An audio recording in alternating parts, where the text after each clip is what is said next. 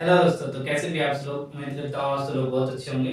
तो Delhi police math practice class 7 में आप सभी लोगों का स्वागत है। तो देखो, इस क्लास में हम दिल्ली पुलिस के जो भी प्रीवियस ईयर क्वेश्चंस हैं उनमें से ऐसे क्वेश्चन जो कि बार बार रिपीट होते हैं आपके एग्जाम्स में, उन्हीं को मैं यहाँ पर करवा रहा हूँ। तो आज हम पिछली क्लास का जो एक क्वेश्चन जो मैंने आपको दिया था सबसे पहले वो करते हैं, और उसके बाद आज की क्लास के क्वेश्चन से स्टार्ट करते हैं। ठीक है भाई, यहाँ पर देखो। तो ये देखो, इस क्वेश्चन में कहता है कि 10 व्यक्तियों में से 9 व्यक्ति जो है वो अपने नाश्ते पर प्रत्येक 15 रुपए खर्च करते हैं। ठीक है, और 10वें व्यक्ति ने सभी लोगों के औसत व्यय से 9 रुपए अधिक खर्च किए। उन सभी द्वारा खर्च की गई कुल राशि ज्ञात करो। भाई देखो, यहाँ पर होता क्या है कि 10 लोग जो है वो नाश्ता करने जाते हैं, जैसे आप लोग भी जाते होंगे। ठीक है, इनमें से होता क्या है कि जो 9 लोग हैं वो 15-15 रुपए देते हैं। नाश्ता होने के बाद 15-15 रुपए अपने देते हैं। तो 15 के हिसाब से 9 लोगों ने रुपए दिए, कितने? 135। ठीक है, अब हुआ क्या कि जो 10वां पर्सन है जब ये बिल देने गया तो इसने अपनी सभी की एवरेज से, जो इनकी एवरेज बनी होगी, औसत जो इनकी बनी होगी, उस औसत से 9 रुपए ज्यादा दिए। ठीक है, तो टोटल इन्होंने कितना रुपया उस नाश्ते पर खर्च किया यही हमें बता रहा है। भाई देखो, यहाँ पर इस पर्सन ने, ये जो 10वां पर्सन है, इस पर्सन ने इन सभी की एवरेज से, भाई सभी की एवरेज से, सभी में ये 10वां भी शामिल है। ठीक है, तो इन सभी की एवरेज से 9 रुपए ज्यादा दिए हैं। तो 9 रुपए जो उसने ज्यादा दिए हैं वो इसीलिए दिए हैं क्योंकि इन 9 लोगों ने मिलकर अपने लिए 9 रुपए कम दिए, यानी कि हर पर्सन ने देने चाहिए थे 16 रुपए और वो दिए किसने? उसने 15 रुपए। यानी कि अगर ये 16-16 रुपए दिए देते अपने, तो इसको ये 9 रुपए ना देने पड़ते। ठीक है, तो 16 निमा 144। ठीक है, 144 तो ये हो गए, और 10वें पर्सन के भी 16 रुपए। तो यानी कि कितने रुपए इन्होंने टोटल खर्च किए? 160 रुपए। ठीक है, यानी कि इन सभी ने मिलकर नाश्ते पर कितने रुपए खर्च किए हैं? 160 रुपए। ठीक है, तो ये हो जाएगा इस क्वेश्चन का आंसर। भाई देखो, यहां पर कहता है कि मनीष ने एक एसी खरीदा और उसने कितने रुपए में खरीदा? भाई इसकी जो कॉस्ट प्राइस है वो है 46,875 रुपए। ठीक है, अब क्या कह रहे हैं कि इसके प्राइस में, कॉस्ट प्राइस में हर साल 8% की कमी हो रही है। ठीक है, तो 3 साल के बाद इस एसी का प्राइस कितना हो जाएगा? भाई हर साल 8% की क्या हो रही है? कमी हो रही है।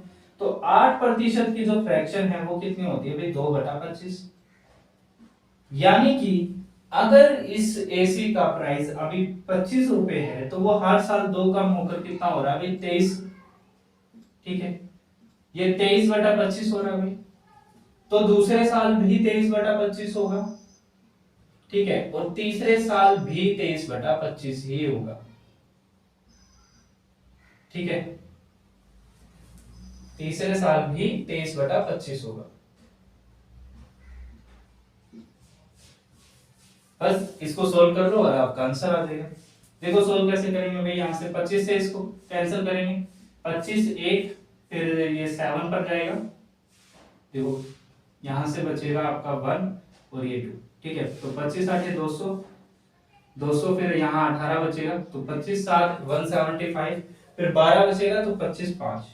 ठीक है, फिर 25 से इसको कैंसिल करेंगे तो यहाँ आएगा भाई 25 7 और 25 5, फिर 25 से कैंसिल करेंगे तो आ जाएगा 3। ठीक है, यानी कि 23 की क्यूब कर लो और 3 से मल्टीप्लाई करा लो। ठीक है, यहाँ पर देखो, अगर यूनिट डिजिट से सोल्व करना चाहते हो तो यूनिट डिजिट से कर लो, अगर परफेक्टली इसको सोल्व करना चाहते हो तो परफेक्टली कर लो। मैं आपको परफेक्टली करना बता देता हूं, इससे आपको 23 की क्यूब करना भी आ जाएगा। ठीक है, देखो यहाँ पर भाई 23 की क्यूब, ना सिर्फ 23 की, किसी भी 2 डिजिट वाले नंबर की अगर हमें क्यूब करनी पड़े तो वो कैसे करेंगे? तो सबसे पहले 10 डिजिट पर जो लिखा है, सॉरी यूनिट डिजिट पर जो लिखा है उसकी क्यूब करो, यानी कि 3 की क्यूब 27।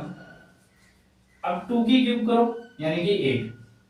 ठीक है, यहाँ पर अब क्या करना है कि भाई 2 का स्क्वायर करना है, यानी कि पहले जो नंबर लिखा उसका स्क्वायर करना है, मल्टीप्लाई करना है किससे? साथ वाले से, यानी कि 2 दूनी 4 और 4 तिया 12, और इसको मल्टीप्लाई करना है 3 से। देखो यहाँ पर बता देता हूँ भाई, पहले 2 का स्क्वायर करो, मल्टीप्लाई 3 से करो, और जो रिजल्ट आए उसको 3 से मल्टीप्लाई करो। ठीक है, तो यहाँ आ जाएगा कितना 36। अब दूसरी बार में यहाँ पर 3 का स्क्वायर करो, ठीक है, 3 का स्क्वायर करो और मल्टीप्लाई करो 7 वाले से।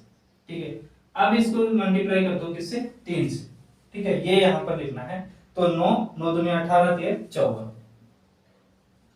सबसे ज्यादा जो ध्यान रखना होता है वो प्लस करते हुए रखना है। तो प्लस करते हुए कैसे करेंगे प्लस, जैसे नॉर्मली प्लस करते हुए आए हैं भाई, ये 27 है तो 7 आ जाएगा यहाँ पर, 2 इसका कैरी हो जाएगा, ये 56 हो जाएगा, 56 यानी कि 6 यहाँ आ जाएगा, 5 यहाँ आ जाएगा, 41 हो जाएगा तो 1 यहाँ आ जाएगा, 4 यहाँ आ जाएगा, ये हो जाएगा 12।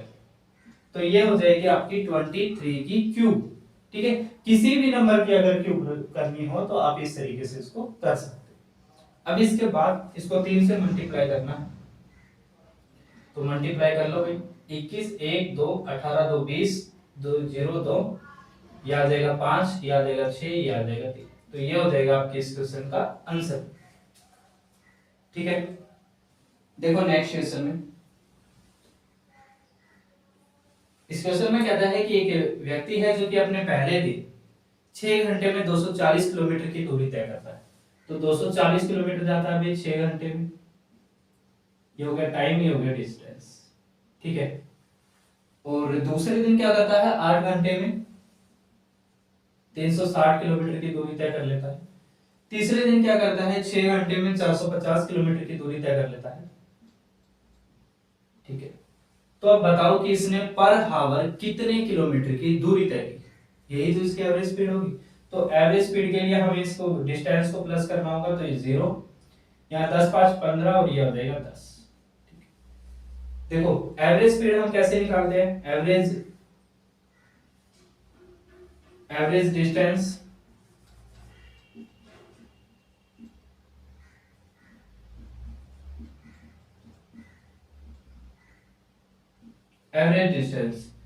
यानी कि पर हावर उसने कितनी जो दूरी है वो तय की। तो उसके लिए हमें चाहिए टोटल डिस्टेंस चाहिए और टोटल टाइम चाहिए।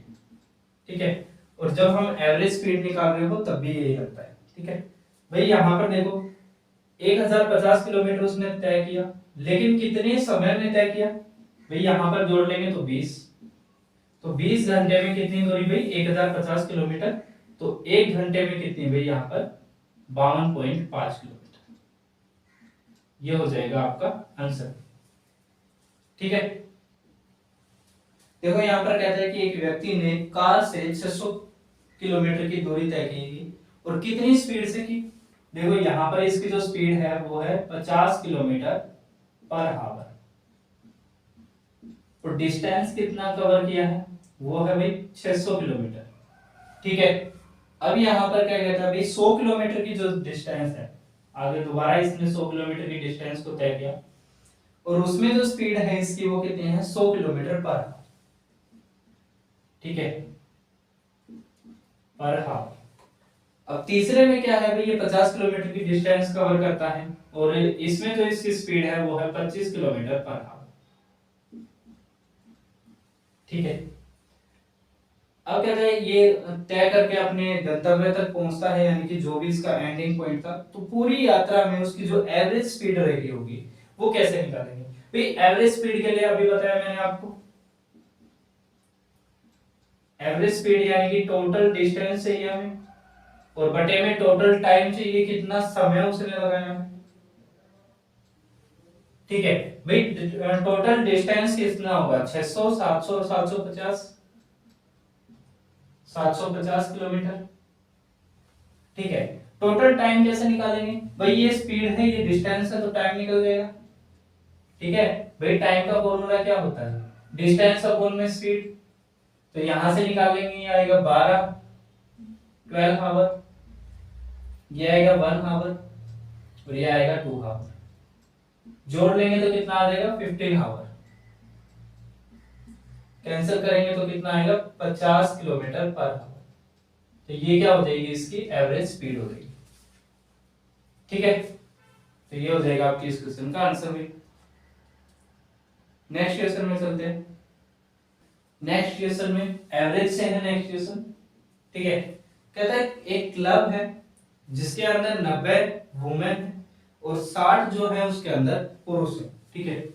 तो 90 जो है वो वुमेन है और 60 जो है वो मेल है यानी कि पुरुष है। कहते हैं यदि महिलाओं की औसत आयु 35 वर्ष हो, ठीक है, महिलाओं की औसत आयु 35 हो, तो टोटल एज कितनी हो जाएगी 90 इंटू 35, ठीक है। और कहता है जो वुमेन मैन की जो एवरेज एज है वो कितनी है 45 है, तो इसकी एवरेज कितनी हो जाएगी 60 इंटू 45,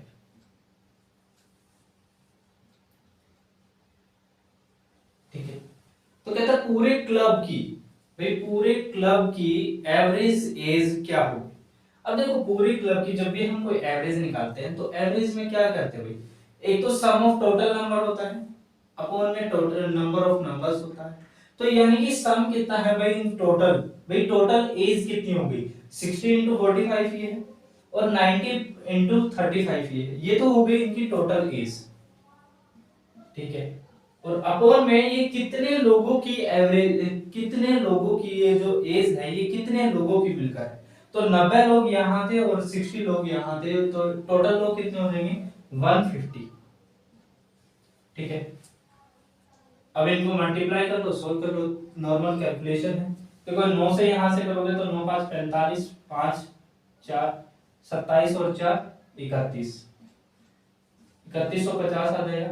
यहां से करोगे तो 6 5 30, 0 3 6 6 24 और 3 2700 बटे में आ जाएगा 150, ठीक है। अगर हटाने चाहते हो तो ये 0 से 0 यहां से हटा दो, 0 यहां से हटा दो, ठीक है। जब भी हम ऐसे डिवाइड करते हैं तो सभी में अगर हम एक जैसा काम कर सकते हैं तो एक जैसा यहां से भी कर सकते हैं। जैसे इसको यहां से डायरेक्ट सोल्व करना चाहते हो तो डायरेक्ट भी कर सकते हो, ठीक है। जैसे देखो भाई 15 दूनी 30 और 15 एकम 15 प्लस में यहां इसको करोगे तो 15 दूनी 30 यानी 15 एकम 15, ठीक है। और यहां से कितना बचेगा भाई 120 बचेगा यानी कि 12 बचेगा, तो 15 8 120, दोनों को जोड़ दोगे तो कितना आ जाएगा 39, याद आएगा इसका आंसर, ठीक है। ऐसे ही आप ऊपर भी कर सकते थे लेकिन वो ज्यादा कंफ्यूजिंग हो जाता। देखो कैलकुलेशन है, कैलकुलेशन आप किसी भी तरीके से कर सकते हो, बस जरूरी है कि जहां भी आप करो वहां का आपका पैटर्न सही होना चाहिए बस, ठीक है। नेक्स्ट क्वेश्चन में देखो भाई यहां पर कह रहा है कि एक हमारे पास कोण है, ठीक है। इस कोण की ये जो स्लैंट हाइट है इसको कहते हैं स्लैंट हाइट, ये जो त्रिज्या ऊंचाई है इसकी जो लेंथ है वो कितनी है 16 है और ये जो रेडियस है इसकी जो लेंथ है वो कितनी है 5 सेंटीमीटर, ठीक है। आपसे पूछ रहा है इसका टोटल सरफेस एरिया क्या होगा, तो बेसिकली इसका टोटल सरफेस एरिया क्या होता है, वो होता है pi R bracket R plus L, ठीक है। तो ये कितना हो जाएगा भाई 21, ठीक है। रेडियस हमें दी गई है कितनी 5 और ये हो जाएगा 22/7, 7 से इसको हटाएंगे ये हो जाएगा 15 और ये हो जाएगा 330 सेंटीमीटर स्क्वायर, ठीक है। ये हो जाएगा आपके इस क्वेश्चन का आंसर, ठीक है। नेक्स्ट क्वेश्चन देखते हैं।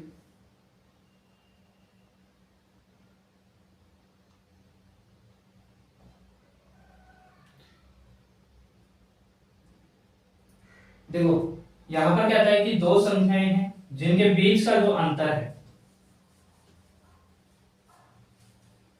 भाई दो संख्याओं के बीच का अंतर यानी कि x माइनस वाई है कोई नंबर, इनके योग का 15% है यानी कि इनके जोड़ का 15% है, यानी कि अगर ये 100 है तो ये 15 है, ठीक है। तो कहते हैं छोटी संख्या और बड़ी संख्या का रेशियो बताओ, तो छोटी संख्या और बड़ी संख्या भाई यानी कि हम मान लेते भाई y छोटी संख्या होगी, ठीक है, और x जो है वो बड़ी संख्या होगी। जब भी हमें x और y की यहाँ पर वैल्यू निकालनी है तो हम क्या करते हैं एक बार जोड़कर आधा कर देते हैं और एक बार घटाकर आधा कर देते हैं। तो अगर जोड़कर आधा करेंगे यानी कि जोड़कर अगर आधा करेंगे तो x की वैल्यू मिलेगी यानी कि 115/2, ठीक है। और यहाँ पर y की वैल्यू निकालेंगे तो घटाकर आता करेंगे, तो यानी कि कितनी हो जाएगी 85/2। ठीक है, और इनका हमें रेशो बताना है। तो छोटी संख्या और बड़ी संख्या, यानी कि छोटी संख्या ऊपर रखेंगे और बड़ी संख्या को नीचे रखेंगे। 115/2, इस 2 से ये कैंसिल हो जाएगा। ठीक है, 5 से यहाँ 17 आ जाएगा और 5 से यहाँ 23 आ जाएगा, तो 17/23 हो जाएगा आपके इस क्वेश्चन का आंसर। ठीक है, देखो नेक्स्ट क्वेश्चन में कहता है कि ए और बी मिलकर किसी काम को 50 घंटे में पूरा कर सकते हैं। ठीक है, भाई ए और बी मिले, ए प्लस बी किसी काम को मिलकर 50 आवर में कंप्लीट करते हैं। ठीक है, बी और सी उसी काम को, बी और सी उसी काम को करने में 75 आवर लगाते हैं। ठीक है, और ए और सी मिलकर उसी काम को 25 आवर में कंप्लीट कर देते हैं। ठीक है, तो वह समय ज्ञात करो जो जिसमें ए बी और सी मिलकर कार्य को पूरा कर सके। यानी कि बेसिकली ये जो कार्य है, जितना काम ये कर रहे हैं, इसको पूरा करने में अगर तीनों एक साथ लग जाएं तो वो कितने समय में कंप्लीट हो जाएगा। तो बेसिकली भाई इनका एलसीएम ही यहाँ पर टोटल मार्क होता है, तो एलसीएम कितना आ जाएगा 150 हो जाएगा। ठीक है, तो इसकी जो एफिशिएंसी यहाँ पर निकलेगी, ए और बी की एफिशिएंसी कितनी आ जाएगी यहाँ पर 3, बी और सी की एफिशिएंसी यहाँ पर कितनी आ जाएगी 2, और सी ए और सी की जो एफिशिएंसी आ जाएगी वो यहाँ पर आ जाएगी 6। ठीक है, तो ये आ जाएगी इनकी एफिशिएंसी। अब कहता है तीनों मिलकर, अब एक बात देखो यहाँ पर, भाई तीनों मिलकर ही इस काम को पूरा कर रहे हैं। ठीक है, तो हमें करना क्या है, ये जो एफिशिएंसी है ये किसकी है भाई, ए और बी ने मिलकर निकाली गई एफिशिएंसी। ये जो एफिशिएंसी है ये बी और सी ने मिलकर निकाली, ये जो एफिशिएंसी है ये ए और सी की एफिशिएंसी। ठीक है, या तो इनकी एक्यूरेट एफिशिएंसी निकालो। ठीक है, एक्यूरेट एफिशिएंसी निकालने का तरीका बताता हूं। मान लो मुझे ए की एफिशिएंसी चाहिए, तो ए की एफिशिएंसी अगर चाहिए मुझे, तो ए की एफिशिएंसी आएगी, इन दोनों को जोड़ लो, जहां पर ए मौजूद है, जिस एफिशिएंसी में ए मौजूद है तो 6 और 3 9, और जिसमें नहीं है उसको हटा दो, तो ए की एफिशिएंसी आ जाएगी 7, और बी की एफिशिएंसी कितनी आ जाएगी, इसी तरीके से 5 5 में से, सॉरी यहां बी है तो 5 5 माइनस 6 यानी कि माइनस का 1। ठीक है, बेसिकली बी की 1 नहीं आनी चाहिए यहाँ पर। ठीक है, फिर भी इसी तरीके से तो यही आएगी, और ए और सी की अगर हम निकालेंगे तो यहाँ पर आ जाएगी 6 और 2 8, 8 में से 3 का 5। ठीक है, क्योंकि एफिशिएंसी कभी भी माइनस में नहीं आती। ठीक है, तो हम यहाँ पर क्या करते हैं, ऐसे केसेस में इनकी डायरेक्ट में निकालते हैं। अगर हमसे ये पूछा है कि तीनों मिलकर उस काम को कितने दिन में करेंगे, तो ये समझो कि ये दो दो लोग मिलकर इस काम को कर रहे थे, तो इन कामों को क्या कर दो, सिर्फ और सिर्फ 2 से मल्टीप्लाई कर दो। ठीक है, इस काम को क्या कर दो, सिर्फ और सिर्फ 2 से मल्टीप्लाई कर दो, तो ये काम कितना हो जाएगा, 300 हो जाएगा। अब इस 300 काम को कौन करेंगे, यही तीनों मिलकर करेंगे, यानी कि 11। तो 300/11 दिन लग जाएंगे इन तीनों को इस काम को पूरा करने में। ठीक है, एफिशिएंसी कभी भी माइनस में नहीं आती है, ये बात ध्यान रखो। ठीक है,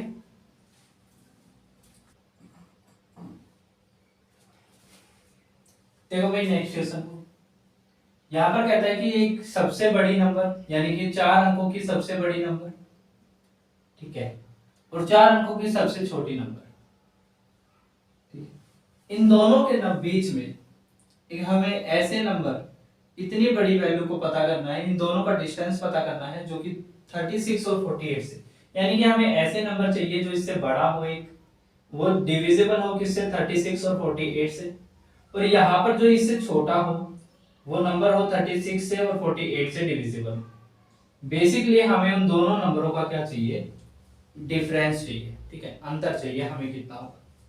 ठीक है,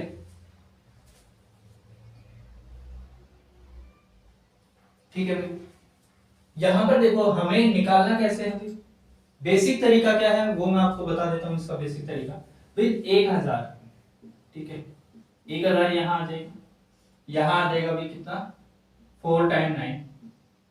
ठीक है, इनका एलसीएम क्या बनेगा, एलसीएम इनका बनेगा 144, निकाल कर देख लेना, इसका भी बनेगा 144। ठीक है, ये कितने टाइम जाएगा भाई यहाँ पर, ये जाएगा भाई 5 6 7 टाइम जाएगा लगभग। ठीक है, 6 बार में 600 और 6 चौक 24 800 हो जाएगा, 7 बार में जाएगा 700 और 7 चौक 28 900 और 7 चौक 28 900 1000, हाँ ये चला जाएगा। तो ये जाएगा 7 चौक 28 8 2 7 चौक 28 2 30 0 3 1 4 10। ठीक है, यानी कि अगर ये वैल्यू यहाँ पर 8 होता तो ये वैल्यू इससे एग्जैक्ट डिविजिबल होती। पहला नंबर तो हमें मिल गया, यानी कि वो कितना होगा 1008 होगा। ठीक है, वो छोटा नंबर मिल गया जो कि इन दोनों नंबरों से डिविजिबल। अब हमें यहाँ पर पता करना है, तो यहाँ पर भी अगर हम पता करेंगे, आप कैलकुलेशन कर लेना इसी तरीके से, या फिर मैं करवा देता हूँ भाई, ये जाएगा डायरेक्ट 6 पर। ठीक है, तो 6 चौक 24 4 2 24 और 2 26 6 और 2 6 कम 6 और 2 8, यहाँ से आएगा 5, यहाँ 3, यहाँ 1, यहाँ 9।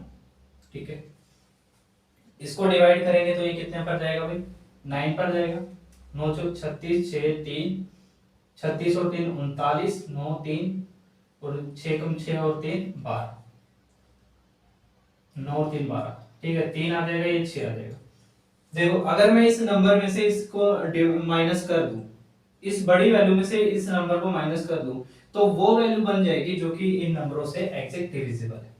ठीक है, तो यहाँ पर कितना आ जाएगा भाई 6। ठीक है, यहाँ पर 3, यहाँ 9 और यहाँ 9।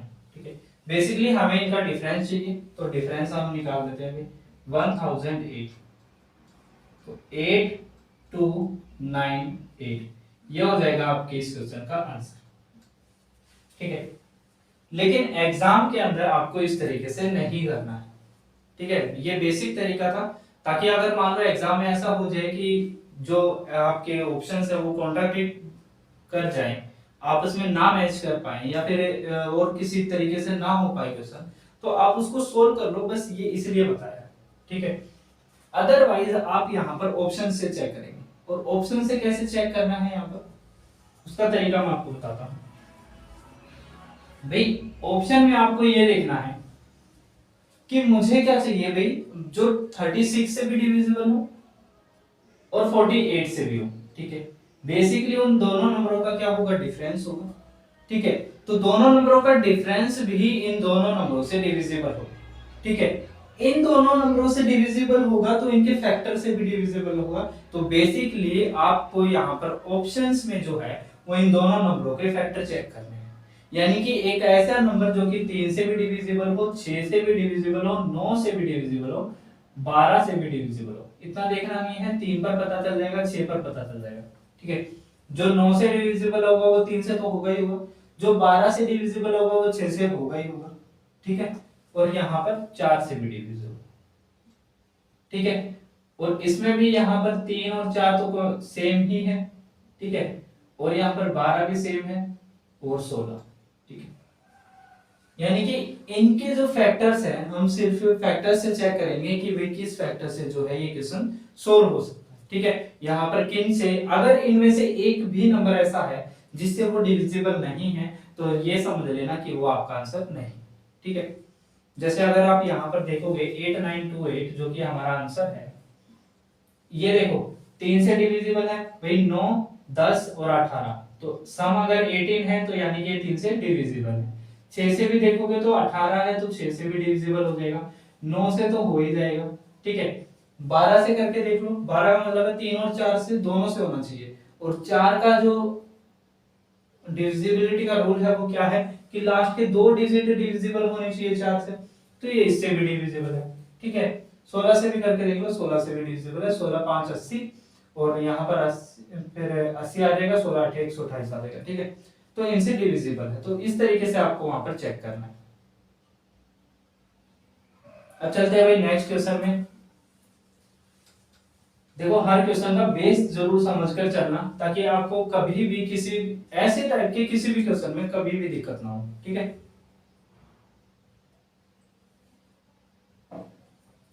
नेक्स्ट क्वेश्चन में कहता है कि यदि मशीन ए और बी, भाई मशीन ए है और बी है,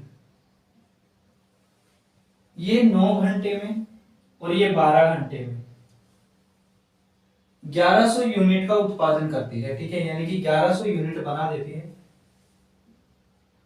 तो इनका जो वर्क है वो कितना हो जाएगा बेसिकली, और एक साथ काम करते हुए कितने घंटों में 1100 यूनिट का उत्पादन कर सकती है, ठीक है। तो बेसिकली यहाँ पर देखो भाई, ये आ जाएगा इसका 36, ठीक है, और ये आ जाएगा 4 और ये आ जाएगा 3, ठीक है। तो कितना आ जाएगा इसका जो वर्क है वो कितना हो जाएगा 36, और जो टाइम है वो कितना आ जाएगा 7, ठीक है। तो 36/7 हो जाएगा आपके इस क्वेश्चन का आंसर। बेसिक बेसिक से क्वेश्चन है, कुछ ज्यादा इनमें है नहीं, ठीक है। नेक्स्ट क्वेश्चन देखते हैं।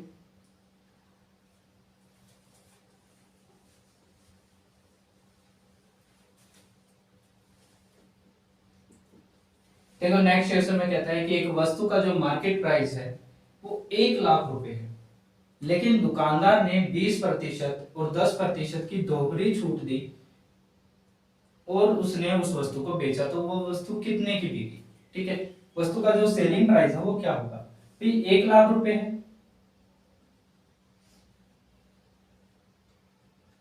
ठीक है। 1,00,000 रुपए पर 2 छूट दी है, सक्सेसिव डिस्काउंट दिया है, और वो सक्सेसिव जो डिस्काउंट है वो कितने का है भाई, सक्सेसिव जो डिस्काउंट है वो कितने रुपए का है इसका, एक सेकंड, सक्सेसिव डिस्काउंट नहीं है ये, पहले 20 की छूट दी है फिर 10 की छूट दी है, तो 2 डिस्काउंट दिए यहाँ पर, यानी कि पहले वस्तु को कितने में बेचा भाई, 20, 5 रुपए की वस्तु को 4 में बेचा भाई, 20% की फ्रैक्शन यही होती है। उसके बाद 10% की और डिस्काउंट दिया है, यानी कि जो वस्तु है वो 9 में दी, 10 रुपए की वस्तु को कितने में बेच दिया, 9 में दे दिया, ठीक है। अब इसको कैलकुलेट कर लेते हैं, यहाँ से कैलकुलेट करेंगे, 0 हट जाएगी, ये हो जाएगा 5 से हटाएंगे, ये हो जाएगा 2, और ये आ जाएगा 0, यानी कि 2,000, ठीक है, 2,000 आ जाएगा। ये कितना हो जाएगा 36, 36 दूनी 72,000, तो 72,000 हो जाएगा आपका आंसर, ठीक है। देखो भाई नेक्स्ट क्वेश्चन में यहां पर कहता है कि 2 की पावर 305, ठीक है, प्लस 303, इसको 9 से जरा डिवाइड करना, बताना रिमाइंडर कितना आएगा भाई। 9 से डिवाइड करने पर इसका जो रिमाइंडर आएगा वो कितना आएगा बेसिकली, देखो 9 से हम उसको तो डिवाइड कर सकते थे अगर ये वन लाइनर होता, लेकिन ये किस में है भाई, 2 की पावर में भी है, तो 2 की पावर कोई ऐसी बताओ जिसमें जिसे हम अगर 9 से डिवाइड करें तो रिमाइंडर मुझे या तो 1 मिले या -1 मिले। तो अगर आप ऐसा रिमाइंडर खोज लेते हैं, ऐसी वैल्यू अगर आप खोज लेते हैं, तो हमारा जो आंसर है वो आसान हो जाएगा निकालना, ठीक है। देखो प्लस में या माइनस में 1, ठीक है, तो प्लस में 1 या माइनस में 1 बनाने के लिए मुझे क्या करना पड़ेगा, 2 की इस पावर को सेपरेट करना पड़ेगा थोड़ा सा। सेपरेट कैसे कर सकते हैं भाई, यहां मैं लिख सकता हूं 2 की पावर 2 इंटू 2 की पावर 303, ठीक है। अब इस 303 में से मैं 3 को कर लेता हूं अंदर की तरफ, और इस 101 को कर देता हूं बाहर की तरफ, इसमें कोई दिक्कत परेशानी। आप जानते हैं कि जब भी बेस सेम होता है किसी भी वैल्यू में, तो उनकी पावर्स क्या हो जाती है, आपस में ऐड हो जाती है, ठीक है। और यहां पर कितना है भाई अपना 303 है, बटे में कितना आ गया 9, ठीक है। भाई यहां पर देखो, यहां पर रिमाइंडर कितना होगा, या तो 8, भाई 8 को अगर हम 9 से डिवाइड करते हैं तो कितने रिमाइंडर पॉसिबल है, 2 तरीके के रिमाइंडर पॉसिबल है, या तो प्लस, या तो आप निकाल लीजिए 8 या फिर -1, ये -1 भी तो इसका रिमाइंडर ही है। बस बाकी बात क्या है कि हम माइनस की जो वैल्यूज होती है, माइनस में जो रिमाइंडर मिलता है उसको हम करते क्या है कि जो हमारा डिवाइजर होता है उसके अंदर हम ऐड कर देते हैं, ठीक है। तो हमें वही रिमाइंडर मिलता है जो हमारा एक्चुअल का रिमाइंडर होता है, ठीक है। तो हम यहां पर क्या करेंगे भाई,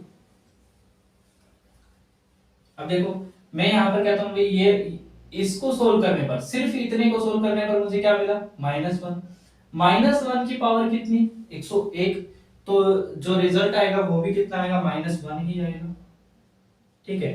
और यहाँ पर सोल्व करेंगे तो ये आ जाएगा 4, इसको सोल्व करोगे तो यहाँ से रिमाइंडर मिलेगा 6, अब बटे में रहेगा 9। ठीक है, अब यहाँ पर देखो भाई ये -4 ये 6, तो रिमाइंडर कितना आ गया यहाँ पर 2/9। और आप जानते हैं जब भी आप p बाई क्यू की फॉर्म में, जब भी p बाई क्यू की फॉर्म में q की वैल्यू बड़ी हो p से, ठीक है, या फिर आप कह लीजिए न्यूमरेटर और डिनोमिनेटर, ठीक है, जब भी डिनोमिनेटर की जो वैल्यू होती है वो बड़ी होती है न्यूमरेटर से, तो जो भी न्यूमरेटर होगा वही उसका क्या होगा, रिमाइंडर होगा। ठीक है, चाहे आप यहाँ पर, तो यहाँ पर जो आपका आंसर हो जाएगा वो तो हो जाएगा 2 हो जाएगा। अगर मैं बताऊं कि किसी भी फ्रैक्शन में, जैसे मैं कहूं भाई 4/7, तो इसका रिमाइंडर कितना होगा, 4 होगा। मैं कहूं 5/6, इसका रिमाइंडर कितना होगा, तो 5 होगा। कहूं 7/12, तो इसका रिमाइंडर कितना होगा, 7 होगा। जब भी कोई डिवाइजर, ठीक है, डिवाइजर अगर बड़ा है इससे वाली वैल्यू से, ठीक है, यानी कि डिनोमिनेटर अगर बड़ा है न्यूमरेटर से, तो हमेशा डिनोमिनेटर जो होता है, न्यूमरेटर जो होता है हमारा, वो हमारा रिमाइंडर भी होता है। ठीक है, इस बात को याद रखो। हम नेक्स्ट क्वेश्चन देखते हैं। भाई एक चेयर है जिसको 800 रुपए में खरीदा जाता है, ठीक है, कॉस्ट प्राइस कितना है 800, और 1100 रुपए में सेल कर दिया जाता है, सेलिंग प्राइस कितना है 1100। तो कहते हैं इसका जो प्रॉफिट परसेंट होगा वो कितना होगा। आप जानते हैं कितने का प्रॉफिट होगा, 300 का प्रॉफिट, कितने पर 800 पर, इंटू 100। 1/8 होता है 12.5%, और 3/8 होता है 37.5%। इस आइडेंटिटी को आप याद कर लो, ये आइडेंटिटी बहुत जगह काम आती है, और बहुत जगह ये जो डेटा है ना वो काफी जगह पे रिपीट होता है। फ्रैक्शंस को अगर आप याद कर लेंगे ना तो बहुत आसानी होगी आपको किसी भी क्वेश्चन में कैलकुलेशन करने में। अब एक तरीका तो ये था कि आप इसको कैलकुलेट करो, या फिर एक तरीका ये था कि जो वही फ्रैक्शंस को याद कर लो, भाई 1/8 12.5%, 2/8 1/4 यानी कि 25%, 3/8 यानी कि 37.5%। ठीक है, इस तरीके से फ्रैक्शंस को क्या कर लो, याद कर लो। याद भी नहीं करनी होती, कुछ फ्रैक्शंस को आप अपने पास से लिखना शुरू कर दो, पहले 1, फिर 1/2, 1/3, 1/4, 1/5, 1/6, 1/7, इस तरीके से लिखते लिखते 20 से 30 तक आप डेली लिखो, 2-3 दिन लिखोगे साथ के साथ याद हो जाएंगे। ठीक है, नेक्स्ट क्वेश्चन देखो, कहते हैं एक वस्तु है, उसके जो मार्केट प्राइस है वो 2000 रुपए था, लेकिन दुकानदार ने 20% की छूट दी, तो वस्तु का सेलिंग प्राइस क्या होगा। ठीक है, फिर 2000 रुपए की वस्तु है, 20% की छूट दी तो कितने में बेचा, भी 4/5 में बेचा। तो आंसर निकालेंगे तो यहां से आ जाएगा 400, तो आ जाएगा 1600 रुपए। ठीक है, तो वस्तु का जो सेलिंग प्राइस होगा वो कितना होगा, 1600 रुपए। ठीक है, नेक्स्ट क्वेश्चन देखते हैं।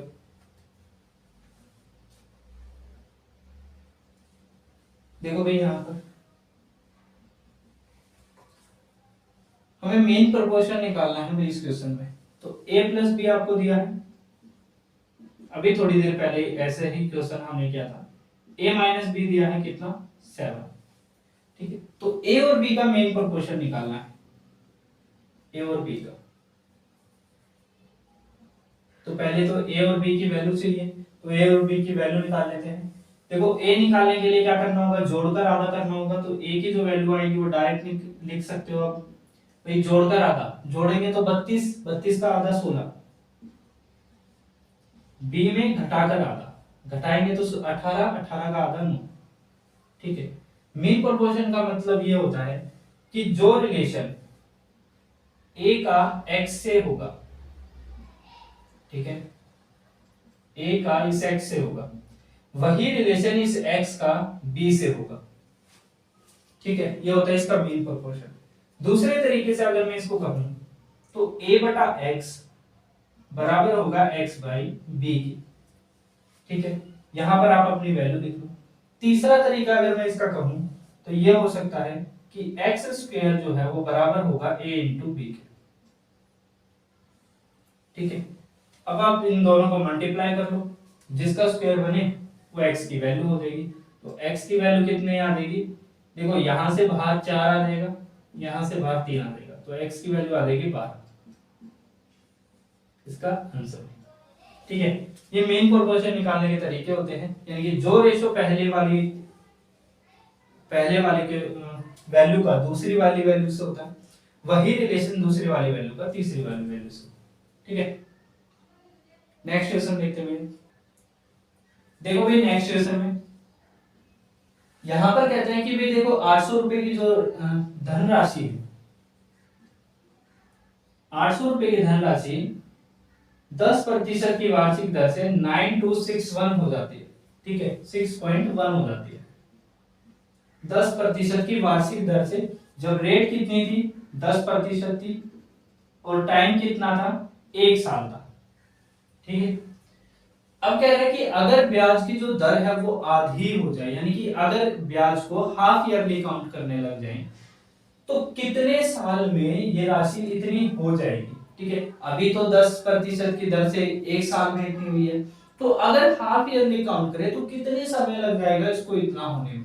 तो बेसिकली ये देखो भाई, हाफ ईयरली अगर हम काउंट कर ले हैं, हाफ ईयरली अगर हम काउंट करेंगे तो रेट भी आधी हो जाएगी, यानी कि 5% पे काउंट होगी, और एक ईयर में कितनी बार काउंट होगी भाई, 2 बार काउंट होगी।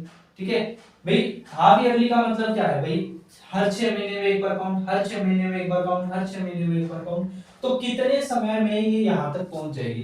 तो बेसिकली इसका पॉइंट हटाओ, यहां लग जाएगी 0। इस 5% का मतलब क्या है, 1/20, यानी कि 20 से 21 हो रही है, 20 से 21 हो रही है। ठीक है, तो इसको यहां से तक पहुंचने में कितना समय लगेगा, बेसिकली इसकी क्यूब हो जाएगी, इसकी भी क्यूब हो जाएगी, यानी कि 3 बार भाई। 5 हाफ ईयरली 3 बार काउंट होगा, यानी कि पहले 6 महीने, ठीक है, पहले 6 महीने, फिर 6 महीने, फिर 6 महीने। ठीक है, तो कितना टाइम हुआ, ईयर जो हुए वो कितने हो गए आपके 1.5 ईयर। ठीक है, तो 1.5 साल के अंदर ये जो राशि है 800 रुपए जो है वो 926.1 रुपए हो जाएंगे 5% की दर से हाफ ईयरली काउंट करने। ठीक है, जब हम हाफ ईयरली काउंट करते हैं उसमें 5% की दर से। नेक्स्ट क्वेश्चन देखते हैं भाई। देखो भाई नेक्स्ट क्वेश्चन में यहां पर आपको एक सिलेंडर दिया गया है। ठीक है, इस सिलेंडर का आपको डायमीटर निकालना है। इसकी हाइट है 14 सेंटीमीटर, और इसका आपको सीएस से दे रखा है कितना, 110 सेंटीमीटर, और इसका सीएस होता क्या है, 2πr/h होता है। ठीक है, तो यहां से हम इसकी आर निकाल लेंगे, आर आ जाएगी यहां से देखो 55। ठीक है, पाई की वैल्यू होती है 22/7, और एच की वैल्यू कितनी है, 14 है। तो यहां से इसको कैंसिल करेंगे, हो जाएगा 22 से इसको करेंगे, यहाँ 2 बचेगा, यहाँ 5 आ जाएगा। ठीक है, बेसिकली 5/4 आ जाएगी आपकी रेडियस आ जाएगी। ठीक है, 4 यहाँ पर आ जाएगा। ठीक है, रेडियस आ जाएगी आपकी 5/4, और इस 5/4 को हम किससे मल्टीप्लाई करेंगे, डायमीटर बनाने के लिए गुना 2 करते हैं, तो गुना 2। ठीक है, तो कितना आ जाएगी आपकी जो इसकी डायमीटर होगी वो कितना आ जाएगा, 2.5। ठीक है, तो डायमीटर कितना आ जाएगा इसका, 2.5 सेंटीमीटर। ठीक है भाई,